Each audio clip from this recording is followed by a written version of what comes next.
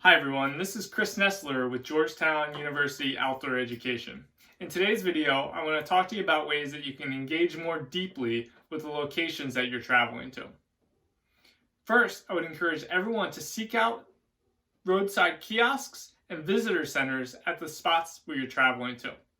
Oftentimes, this is essential for gathering the most up-to-date information available on the spots that you're traveling to.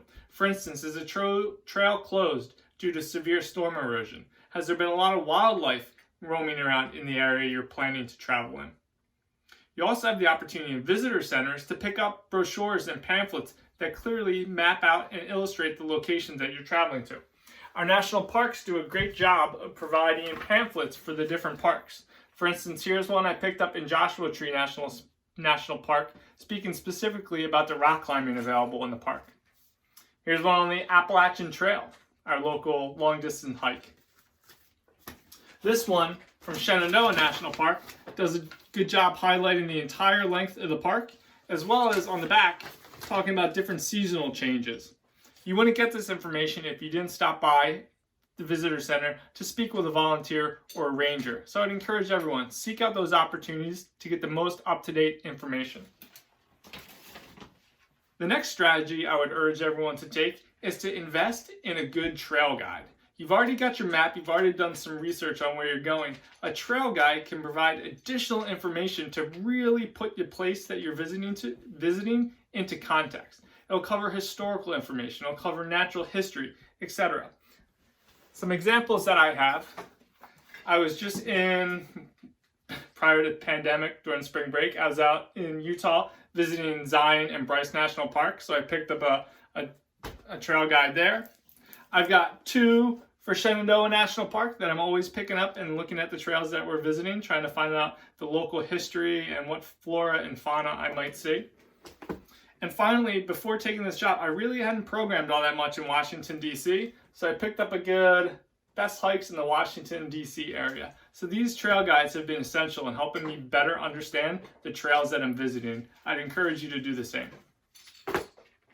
The next thing I would encourage you to do as you're walking along, take some time and try to identify the plants and animals that you're seeing. It'll give you a richer experience. How do you do this, you might ask? I'd encourage you to carry field guides. An option to think about, if you're into birding, carry the Sibley Field Guide. If you're into trees, pick up something like the Eastern Guide to Trees. Now I know you're saying, Chris, this is a hiking trip, I don't want to carry all that weight. Well, there's solutions for that. Pretty handy dandy pocket guides for various birds, weighs nothing, fold it up, put it in your backpack. Pretty easy. The same thing with trees. I have a small volume here for Shenandoah National Park, specifically the trees.